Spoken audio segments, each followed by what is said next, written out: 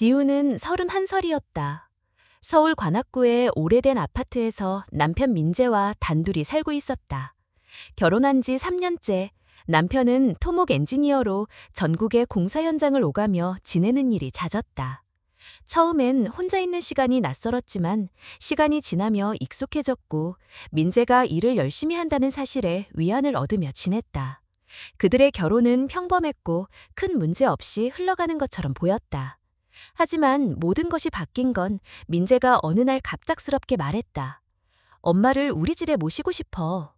대구에서 혼자 사시는 시어머니 선희 여사는 몇 달 전부터 건강이 부쩍 나빠졌고 우울증 증세까지 있다는 소문이 돌았다.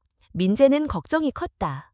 당신도 일하니까 엄마가 집에 계시면 집안일도 도와주고 나중에 아이 생기면 도움도 되고. 지우는 망설였지만 끝내 반대하진 못했다. 가족이라는 이름 아래 한 번쯤은 양보해야 한다는 생각 때문이었다. 선희 여사는 생각보다 조용한 분이었다. 첫 인상은 딱딱했지만 집안일을 도맡아 하고 불평 한마디 하지 않았다. 아침마다 된장국을 끓였고 거실에서 조용히 뉴스를 보며 하루를 보내는 일상이 반복됐다. 하지만 그녀의 눈빛 어딘가에는 늘 빈 공간이 있었다.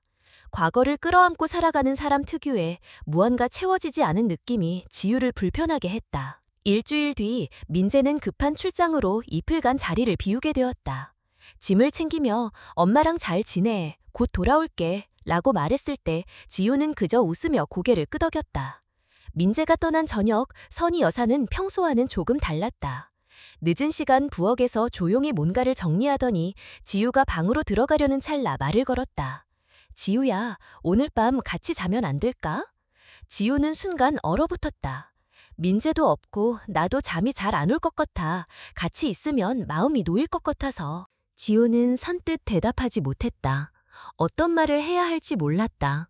한국 사회에서 시어머니와 며느리의 관계는 여전히 조심스럽고 거리감이 존재했다. 함께 자는 건 그 경계를 침범하는 일처럼 느껴졌다. 하지만 거절하는 것도 모양새가 좋지 않았다. 결국 지우는 조용히 고개를 끄덕였다. 그날 밤 지우는 쉽게 잠들 수 없었다. 무언가 잘못되었다는 느낌이 끊임없이 마음속에서 고개를 들었다. 선희 여사는 말이 없었고 불편한 기색도 드러내지 않았다. 하지만 그 조용함이 오히려 더 큰 소음을 만들어냈다. 시간은 천천히 흘렀고 새벽이 되어도 지우의 눈은 감기지 않았다. 다음 날 아침 선희 여사는 평소처럼 부엌에서 아침을 준비했다. 아무 일 없던 듯한 표정이었다. 지우는 피곤한 몸을 이끌고 출근 준비를 하며 마음속 불편함을 감췄다. 업무 중에도 어젯밤의 감정은 계속해서 머리를 맴돌았다. 단순한 걱정일까? 아니면 직감이 경고하고 있는 걸까? 점심시간 지우는 민재에게 메시지를 보냈다. 어젯밤 엄마가 갑자기 같이 자자고 하셨어. 난 좀 당황했어. 민재는 짧게 답했다. 엄마가 요즘 감정 기복이 심하셔서 그래. 너무 예민하게 받아들이지 마. 내가 금방 정리할게. 지우는 그 메시지를 여러 번 읽었다. 예민한 걸까? 자신이 이상한 걸까? 하지만 설명할 수 없는 불편함은 점점 커져갔다. 그리고 다음 날 저녁 선희 여사는 또다시 말했다. 오늘도 같이 자면 안 될까? 이번에는 이유를 덧붙였다. 밤에 허리가 너무 아프고 혼자 자면 자꾸 깨. 지우는 갈등했다. 어젯밤에 이상한 기운이 머릿속을 맴돌았지는 그저 몸이 불편해서라는 이유를 모른 척 할 수도 있었다. 결국 지우는 아무 말 없이 고개를 끄덕였다. 지우는 이번에는 조심스레 스마트폰에 녹음 앱을 설치하고 침대 밑에 두었다. 명확한 이유는 없었다. 그저 본능적으로 무언가 일어날 것 같은 느낌이 들었다. 선희 여사는 아무 말 없이 방에 들어와 불을 끄고 자리에 누웠다. 둘 사이엔 침묵이 흘렀고 시간은 새벽으로 향했다. 그날 밤 지우는 또다시 잠들지 못했다. 그리고 머릿속에 떠오른 생각은 단 하나였다. 이건 단순한 불편함이 아니다. 뭔가가 분명히 잘못되고 있다. 하지만 그게 정확히 무엇인지는 아직 말로 설명할 수 없었다. 다음 날 아침 지우는 녹음 파일을 재생했다. 처음엔 침묵뿐이었다. 그러다 희미하게 아주 작은 소리로 누군가 중얼거리는 소리가 들렸다.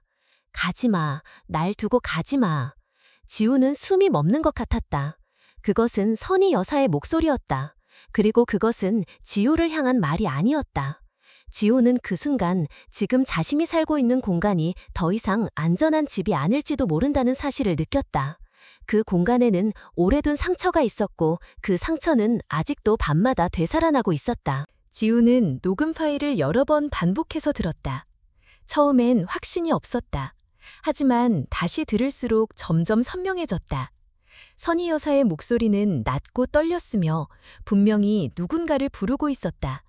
그 부름은 간절했고 익숙하지 않은 감정이 담겨 있었다. 날 두고 가지 마. 그 목소리는 어둠 속에서 길을 잃은 사람처럼 허공을 더듬고 있었다. 지우는 혼란스러웠다. 선희 여사가 말하는 그 사람은 누구일까? 민재일까? 아니면 민재의 아버지일까? 지우는 아버지에 대해 아는 것이 거의 없었다. 민재는 아버지를 기억하지 못했고 사진도 집안에서 거의 본 적이 없었다. 선희 여사는 아버지에 대해 말하기를 꺼리는 듯했다. 그저 너무 일찍 떠난 사람이라는 말만 남겼다. 지우는 낮 동안 일에 집중할 수 없었다. 머릿속에는 전날 밤의 녹음이 맴돌았고 마음은 불안감으로 가득 찼다. 민재에게 다시 메시지를 보낼까 고민했지만 그는 공사 일정이 바빠 전화조차 받지 못하고 있었다. 결국 지우는 혼자 판단할 수밖에 없었다. 그날 저녁 그녀는 다시 스마트폰을 침대 밑에 두고 녹음 앱을 켰다. 그리고 아무렇지 않은 듯 침대에 누웠다. 선희 여사는 조용히 방에 들어왔다. 특별히 말도 없었고 행동에 변화도 없었다. 하지만 지우는 잠들 수 없었다. 침묵 속에서 모든 감각이 날카롭게 깨어 있었다. 새벽 2시가 가까워질 무렵 지우는 희미한 소리를 들었다. 무언가를 더듬는 듯한 움직임, 그리고 낮은 속삭임. 그녀는 숨을 죽인 채 가만히 귀를 기울였다. 오빠, 돌아온 거지? 이번엔 떠나지 마. 그 순간 지우는 참을 수 없는 불쾌감과 함께 자리에서 일어났다. 어머니, 지금 뭐 하세요? 말이 나오자마자 방 안의 공기가 변했다. 선희 여사는 놀라지 않았고 오히려 차분하게 웃으며 말했다. 지우야, 이불이 흘러내려서 덮어주려단 거야. 놀랐구나. 그녀의 목소리는 담담했지만 그 말 속에는 설명할 수 없는 이질감이 숨어 있었다. 아침이 되자 지우는 곧장 녹음 파일을 확인했다. 예상대로 새벽 2시 이후의 기록에는 분명한 목소리가 담겨 있었다. 그 목소리는 지우의 이름이 아니었다. 정연아, 낯선 이름이었다. 민재의 아버지는 분명히 이름이 달랐다. 그렇다면 이 정연은 누구일까? 지우는 점점 더 깊은 혼란에 빠졌다. 단순한 우울증이 아닐 수도 있다는 생각이 들었다. 혹시 선희 여사는 현실과 과거를 혼동하고 있는 걸까? 아니면 무의식 속에서 과거에 머물러 사는 걸까? 그녀는 녹음 파일을 언니에게 보냈다. 언니는 대학 시절 심리학을 전공했고 지금은 아동 심리치료사로 일하고 있었다. 언니는 전화를 걸어왔다. 지우야, 이건 단순한 말버릇이나 꿈이 아니야. 어머니가 과거에 큰 상처를 입었을 가능성이 있어. 그 사람이 누구인지 모르지만 감정이 너무 생생해. 이런 경우 과거와 현재를 구분하지 못하고 특정 인물에게 집착하는 경우가 있어. 그게 너처럼 비슷한 분위기나 얼굴을 가진 사람에게 옮겨지는 거야. 지우는 차가운 현실을 깨닫는 듯한 기분이었다. 그녀는 그저 며느리였다. 하지만 지금 이 집에서 그녀는 누군가의 대체홀이 되어가고 있었다. 단순한 육체적 불쾌감이 아니라 정체성의 왜곡이었다. 그녀는 점점 자신이 누구인지 잃어가는 기분이었다. 이 집에서의 존재가 점점 흐려지고 있었다. 민재에게 이 사실을 어떻게 말해야 할지 알 수 없었다. 그는 어머니를 걱정하고 아꼈다. 만약 이 이야기를 전하면 그는 어떻게 반응할까? 과연 믿을까? 아니면 과민 반응이라고 넘길까? 지우는 잠시 고민하다가 짧은 메시지를 보냈다. 어머니께서 밤마다 누군가를 부르세요. 녹음해봤는데 이상한 내용이 많아요. 예전 남자 이름 같아요. 나 좀 무서워. 민재는 몇 시간 후에야 답장을 보냈다. 엄마가 가끔 꿈에서 아버지를 부르셨던 적 있어. 어릴 때도 그런 소리를 들었어. 너무 걱정하지 마. 출장 끝나는 대로 돌아갈게. 지우는 그 답장을 보고 허탈했다. 그녀가 느낀 공포와 불안은 단순한 잠꼬대나 말버릇으로 치부되기에는 너무 생생했다. 그녀는 더 이상 민재의 말만 믿고 기다릴 수 없었다. 그날 밤 지우는 결심했다. 거실 소파에서 혼자 자겠다고 말할 생각이었다. 하지만 저녁 식사 중 선희 여사가 먼저 말했다. 오늘은 허리가 너무 아프다. 계단 오르기 힘들 것 같아서 거실에서 자려고. 지우는 그 말을 듣고 멍해졌다. 마치 그녀가 뭘 하려는지 알고 먼저 대응한 것처럼 느껴졌다. 지우는 침대에 누워 오래도록 잠들지 못했다. 모든 것이 우연일까? 아니면 선희 여사는 모든 것을 알고 있는 걸까? 그녀는 스마트폰을 손에 쥔 채 다시 녹음 버튼을 눌렀다. 이번엔 어떤 소리가 담길지 몰랐지만 무언가 반드시 확인해야 할 것이 있다고 믿고 있었다. 그리고 그 밤이 끝날 무렵 지우는 스스로에게 말하고 있었다. 이제 이 집에서 벌어지는 모든 것을 정확히 알아야만 한다고. 그래야만 벗어날 수 있다고. 다음 날 아침, 지우는 기운이 하나도 없었다. 밤새 뒤척이느라 거의 잠을 못 잤고 새벽녘에 들은 선희 여사의 중얼거림이 계속 귓가에 맴돌았다. 녹음 파일을 재생했을 때 들려온 목소리는 이전보다 더 또렷하고 집요했다. 정연아, 이번엔 날 두고 가지 마. 나랑 같이 있어줘. 그 목소리는 절박했고 어떤 식으로든 현실에서 벗어나려는 갈망이 담겨 있었다. 지우는 더 이상 이 상태를 무시할 수 없다고 느꼈다. 출근길, 지우는 휴대폰으로 정현이라는 이름을 검색했다. 아무 정보도 없었다.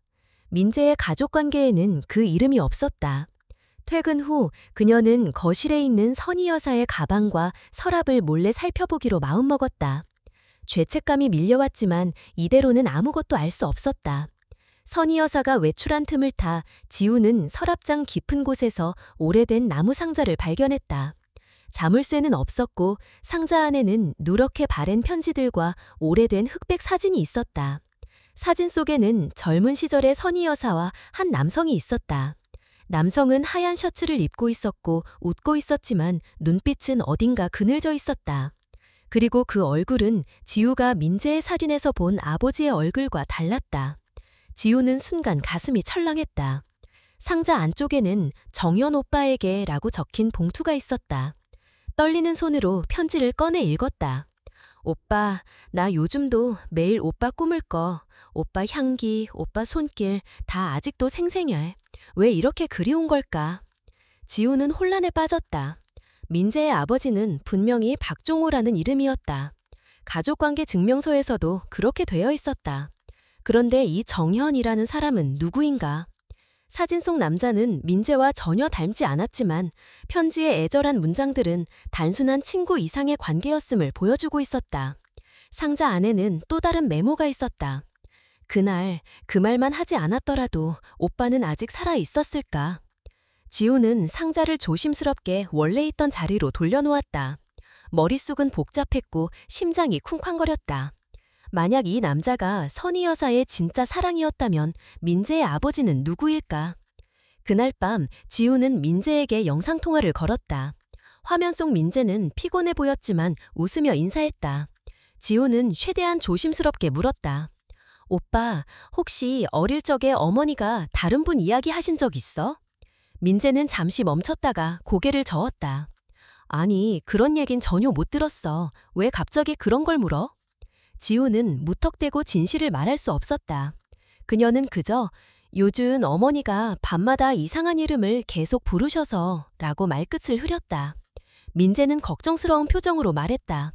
출장 끝나고 바로 갈게. 너무 걱정하지 마. 엄마가 원래 감정이 좀 깊은 사람이잖아. 지우는 그 말에 아무 대답도 하지 못했다. 그녀가 본 편지와 사진들은 단순한 감정 깊은 사람이라는 말로 설명되지 않았다. 며칠 뒤 지우는 민재의 작은아버지에게 전화를 걸었다. 민재의 아버지와 친형제라는 사람. 전화를 받은 그는 낯선 목소리의 지우에게 조심스럽게 대답했다. 지우 씨가 궁금한 게 뭔가요? 지우는 정연이라는 이름을 언급하지 않고 선희 여사가 젊었을 때 가족과의 관계가 어땠는지를 물었다. 작은아버지는 한참을 망설이다가 말했다. 형수는 한 사람을 참 많이 사랑했던 걸로 알아요. 형님, 그러니까 민재 아버지랑 결혼은 했지만 그 전에 다른 사람이 있었다는 얘기를 들은 적 있어요. 이름은 기억 안 나는데 그 사람과는 부모님 반대로 헤어졌다고 했어요.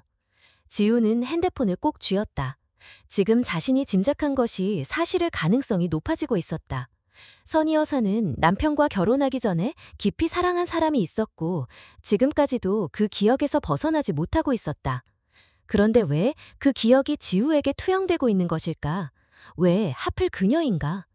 그날 밤 지우는 작은 와이파이 카메라를 침대 맞은편 책장에 설치했다. 민재가 고양이를 잠시 맡겼을 때 쓰던 것인데 이제는 다른 목적에 쓰이게 되었다. 녹화 버튼을 누르고 침대에 누웠다. 선희 여사는 평소처럼 방에 들어와 말없이 자리에 누웠다. 지우는 눈을 감은 채 잠든 척했다. 시간은 천천히 흘렀고 새벽 2시가 가까워졌다. 그때 아주 미세한 움직임이 느껴졌다. 그리고 익숙한 속삭임이 또다시 들려왔다. 정연아, 나 여기 있어. 지우는 숨을 참았다. 다음 날 아침 민재의 전화도 받지 않고 곧장 녹화된 영상을 확인했다. 영상 속에서 선희 여사는 지우를 향해 천천히 몸을 돌리더니 얼굴을 가까이 가져갔다. 입술이 움직이며 누군가의 이름을 반복했고 눈빛은 현실을 인식하지 못하는 듯했다. 그리고 마지막 순간 아주 낮은 목소리로 말했다. 이번엔 떠나지 마.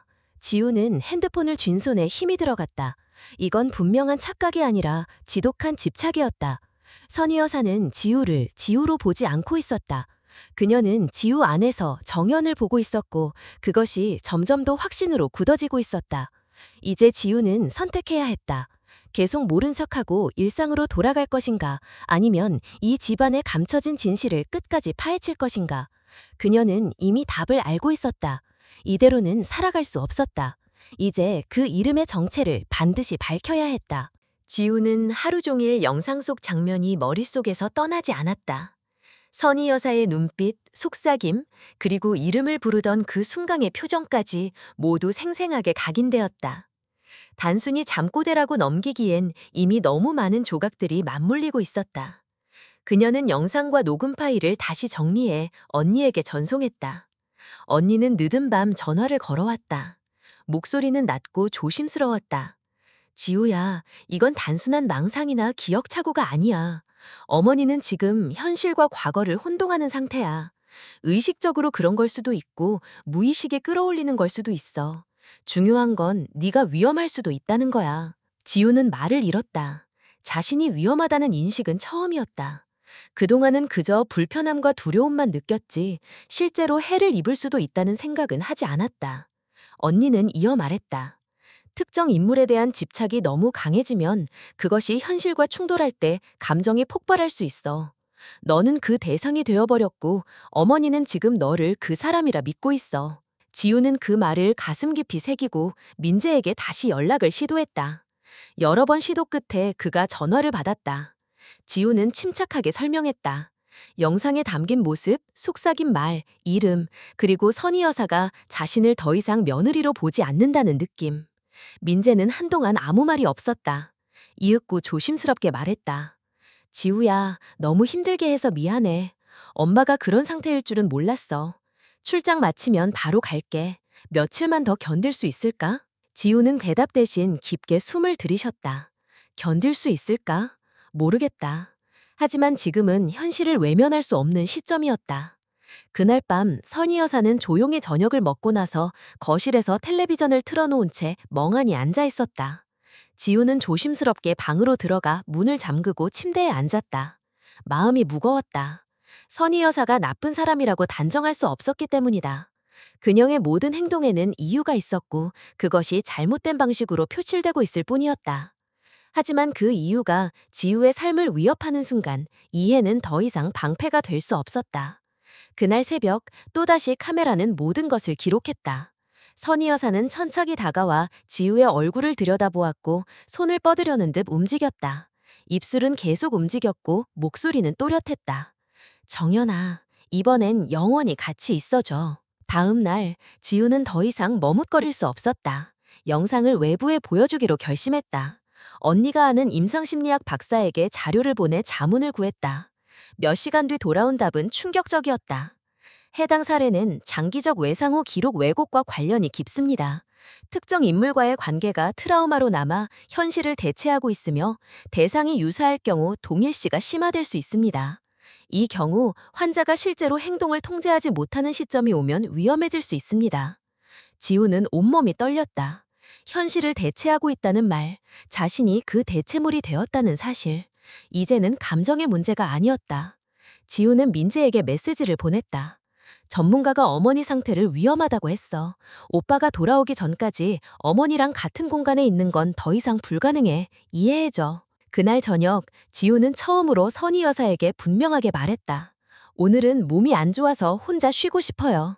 선희 여사는 잠시 말이 없더니 조용히 고개를 끄덕였다. 그 모습이 왠지 낯설게 느껴졌다. 이전과는 다른 무언의 분위기. 지우는 그 밤 문을 잠그고 방 안의 작은 서랍장을 문 앞에 옮겨두었다. 잠이 오지 않는 밤이었다. 새벽 2시 인기척이 들렸다. 복도에서 발소리가 났고 문 손잡이가 움직였다. 하지만 문은 열리지 않았다. 잠시 후 조용해졌다. 지우는 숨을 죽이고 누워 있었다.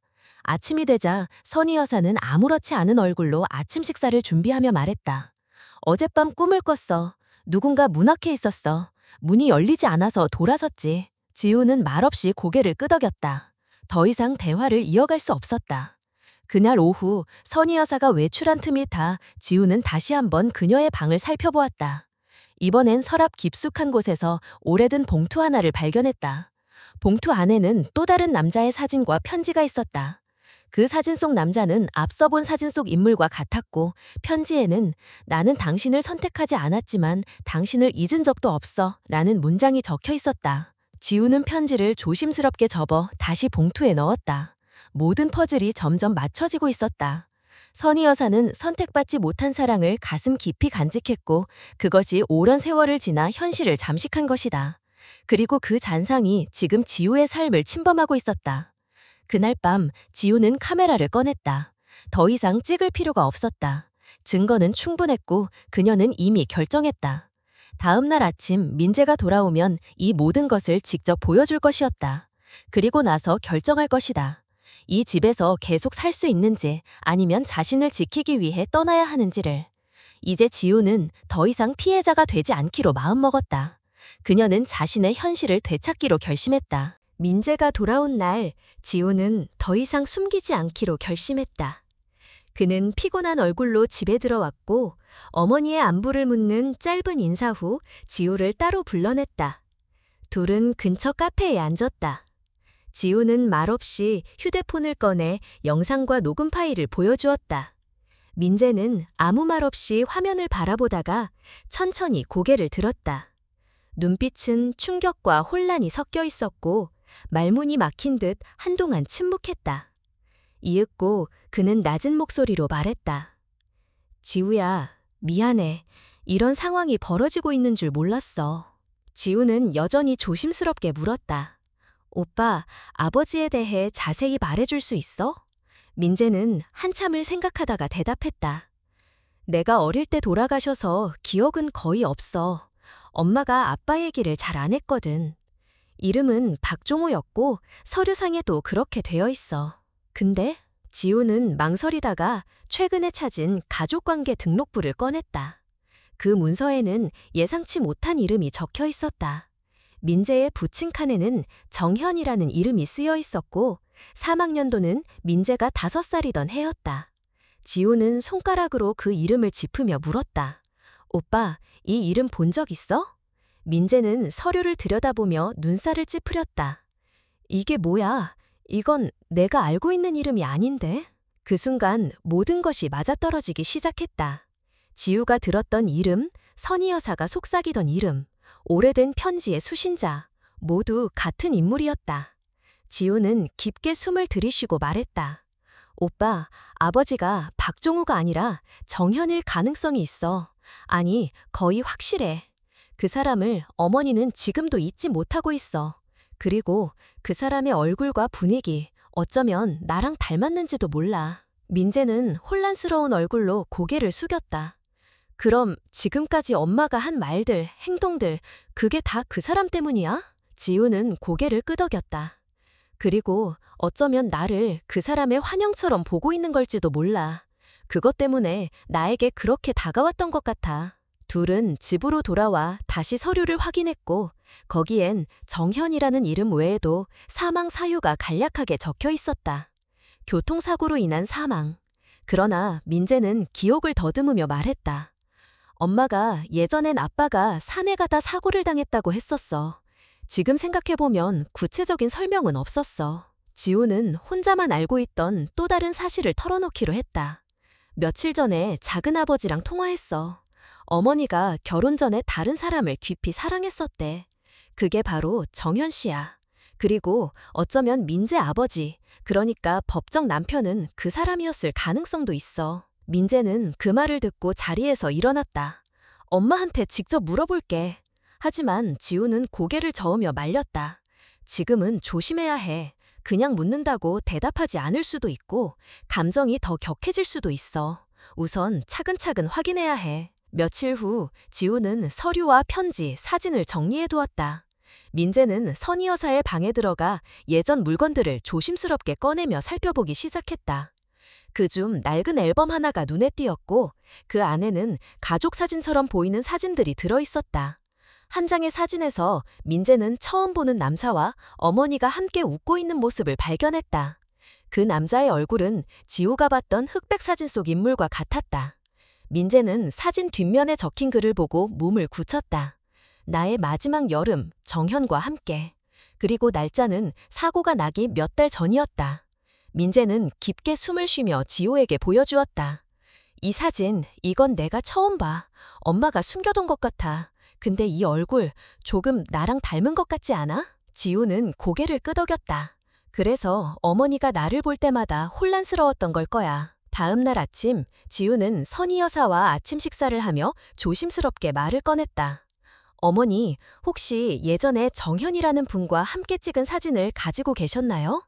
선희 여사는 젓가락을 멈추고 지우를 바라보았다. 눈빛이 흔들렸다. 왜 그런 걸 묻니? 지우는 차분히 말했다. 문서를 봤어요. 민재 오빠의 아버지가 정현 씨라는 걸요. 선희 여사는 한참을 말이 없더니 고개를 떨구었다. 그래, 맞아. 정현이 네 아버지였어, 민재야. 엄마가 그걸 숨긴 거야. 그냥 다 잊고 싶었어. 그런데 어느 순간부터 네 얼굴에서 그 사람을 보기 시작했어, 지우야.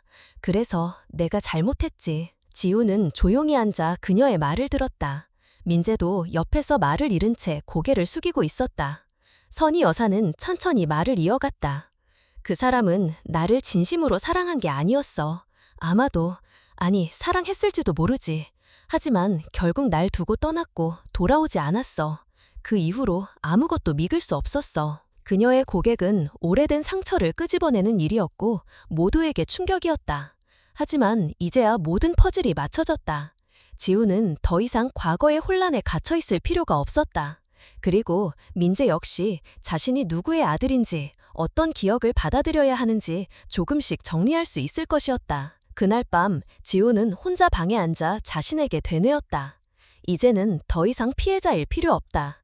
진실을 마주했으니 이제는 삶을 다시 그릴 시간이다.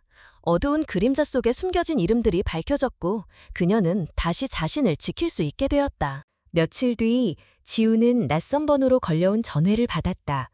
상대는 쉰 목소리의 중년 여성이었다. 자신을 선희 여사의 대학 시절 친구라고 소개한 그녀는 이름을 한경이라고 말했다.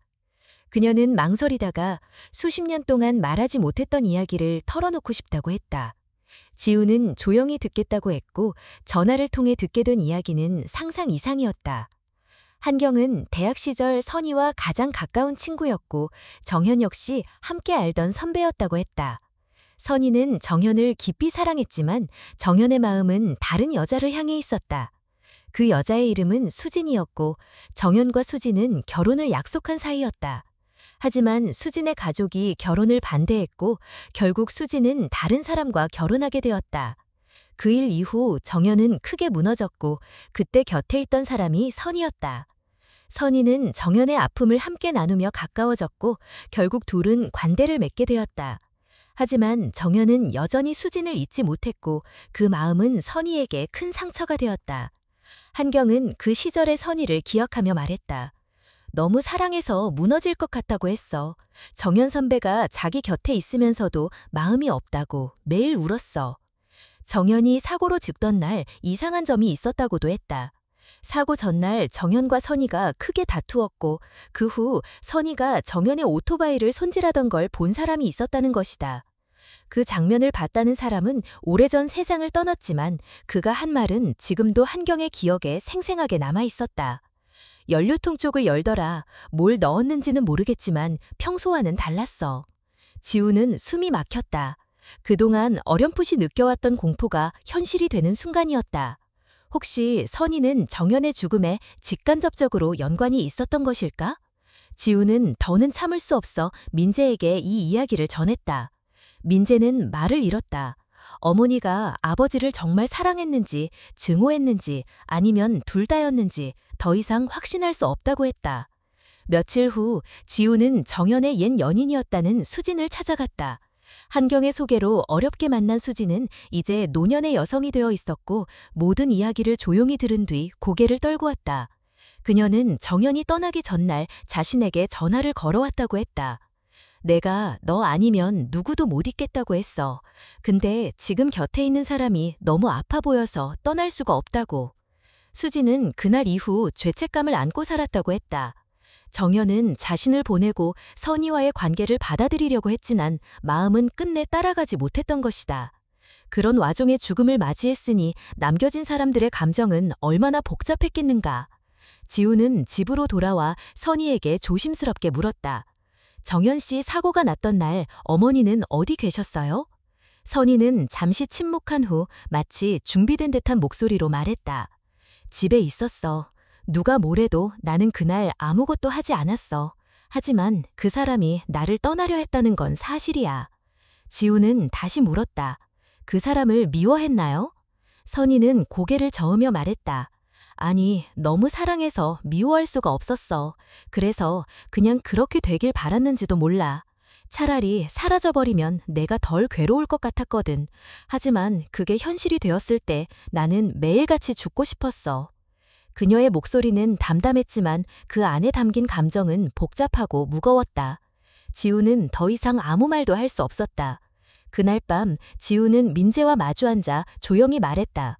나는 더 이상 이 집에 머무를 수 없을 것 같아. 너무 많은 감정이 얽혀 있어서 나 자신이 누구인지조차 헷갈려. 민재는 긴 침묵 끝에 고개를 끄덕였다. 네가 무슨 말하는지 알아. 나도 혼란스러워. 엄마는 피해자이자 가해자야. 아빠를 사랑했고 동시에 떠나보내길 원했던 사람이야. 그 감정 속에서 나를 낳고 지금까지 살아온 거고. 지우는 가방을 쌌다. 당장은 돌아갈 수 없다는 생각뿐이었다. 민재는 그녀의 결정을 존중했고 그녀가 떠나는 날 말없이 배웅했다. 선희 여사는 아무 말 없이 지우를 바라보았고 지우는 마지막으로 조용히 말했다. 어머니, 저는 어머니를 이해하려고 노력했어요. 하지만 지금은 저를 이해해야 할 시간이 필요해요. 지우는 임시로 언니 집에 머물렀다. 그곳에서 지내는 첫날 밤 처음으로 깊은 잠에 빠졌다.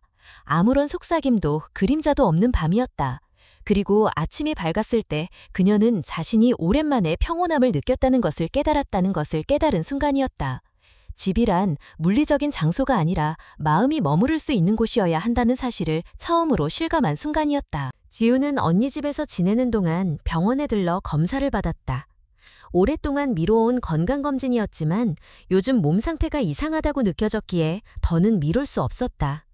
검사는 빠르게 진행됐고 며칠 후 병원에서 전화가 왔다. 결과는 예상 밖이었다. 임신이었다. 전화를 끊고도 한동안 말을 잇지 못했다. 예상하지 못한 일이었고 그 사실은 그녀의 머릿속을 복잡하게 만들었다. 민재와의 관계는 여전히 혼란스러웠고 그녀는 여전히 그 집으로 돌아갈 준비가 되어 있지 않았다. 하지만 아이는 이미 존재했고 그 생명은 그녀의 선택을 기다리지 않고 자라고 있었다. 지우는 조심스럽게 민재에게 연락을 했다. 그는 전화를 받자마자 놀라며 물었다. 지금 어디야? 괜찮아? 지우는 짧게 대답했다. 괜찮아. 근데 나 임신했어. 전화기 너머로 한동안 아무 소리도 들리지 않았다. 그리고 민재의 숨소리가 들렸다. 정말이야? 지우는 천천히 고개를 끄덕이며 말했다. 응, 병원에서 확인했어. 민재는 깊은 듯 하면서도 당황한 목소리로 말했다. 축하해. 라고 말해야 할까? 나 지금 무슨 말을 해야 할지 모르겠어. 지우는 그 말을 들으며 작게 웃었다. 나도 마찬가지야. 잠시의 침묵 후 민재는 말했다. 너무 무거운 이야기만 있었던 것 같아. 네가 괜찮다면 내가 그 집을 정리할게. 어머니도 돌봐야 하고 네가 그 안에서 지내기엔 너무 힘든 공간이었으니까. 널 거기로 다시 부르고 싶지 않아. 그 말은 지우에게 큰 위로가 되었다. 민재는 여전히 그녀의 입장을 이해하려 노력하고 있었고 책임을 피하지 않으려 했다. 하지만 그녀는 여전히 그 집으로 돌아가고 싶은 마음이 없었다. 아이가 자라는 공간은 평화롭고 따뜻해야 했다. 더 이상 불안과 의심, 억눌린 감정이 맴도는 곳이어선 안 되었다. 며칠 후 민재는 둘을 찾아왔다. 조용한 찻집에서 둘은 마주 앉았다. 민재는 그녀의 손을 잡고 말했다. 아이 문제는 네가 결정해. 어떤 선택이든 존중할게. 그리고 내가 옆에 있을게. 당장은 같이 살지 않더라도 내가 너와 아이의 삶에서 책임을 지고 싶어. 지우는 고개를 끄덕였다. 그 말이 거창하지 않아 좋았다. 감정의 회복을 강요하지 않았고 과거를 무시하지도 않았다. 단지 책임이라는 단어 하나가 지금의 상황에서 가장 필요한 것이었다.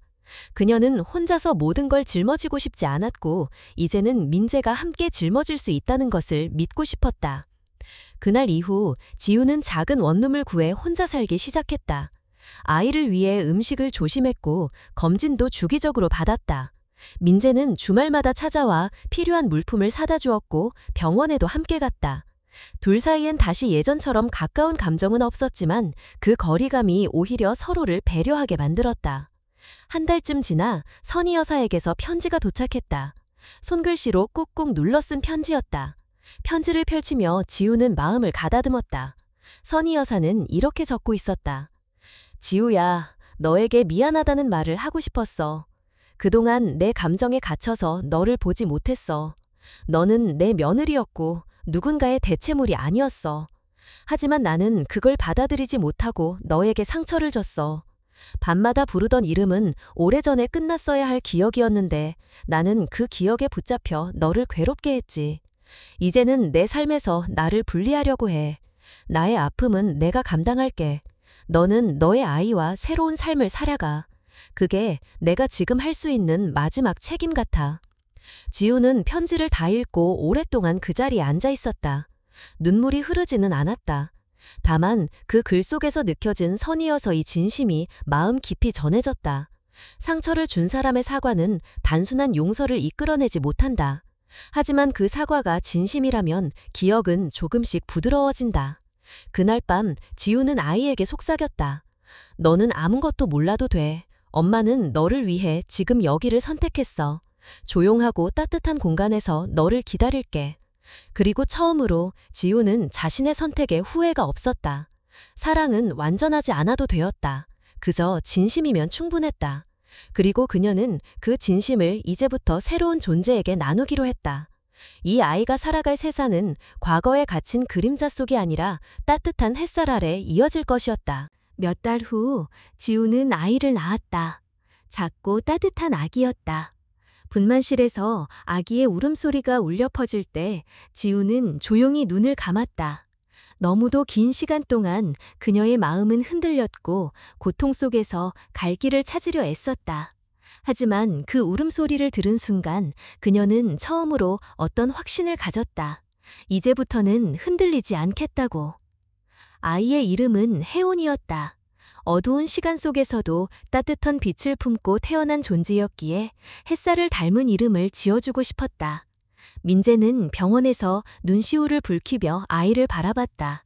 정말 고생했어. 고마워. 짧은 한마디였지만 그 안엔 수많은 감정이 담겨 있었다. 산후조리원에 머무는 동안 지우는 선희 여사에게서 또 한 통의 편지를 받았다. 이번엔 조금 다른 느낌이었다. 편지지 위엔 오래 고민한 흔적이 가득했다. 그녀는 조용히 적고 있었다. 지우야, 혜온이의 사진 잘 봤어. 너와 닮았더라. 처음엔 무섭고 두려웠는데 시간이 지날수록 깨달았어. 나는 내 인생을 누구도 아닌 내 감정 하나로 망가뜨렸던 사람이었어. 사랑이 아니라 집착이었고 그 집착은 결국 모든 사람을 아프게 했지. 너는 그런 나에게 용서까지는 바라지 않아도 이해하려 노력했지. 그 고마움을 어떻게 말해야 할지 모르겠어. 이젠 내가 너를 더 이상 붙잡지 않을게. 다만 혜원이가 커가며 나를 기억하게 된다면 그 기억이 상처가 되지 않기를 바랄 뿐이야. 나는 이제 그늘이 아니라 빛으로 살아가고 싶어. 지우는 편지를 천천히 접으며 생각했다. 사람이 변화한다는 것은 과거를 없애는 일이 아니라 그 과거를 인정하고 새로운 선택을 하는 것이 아닐까.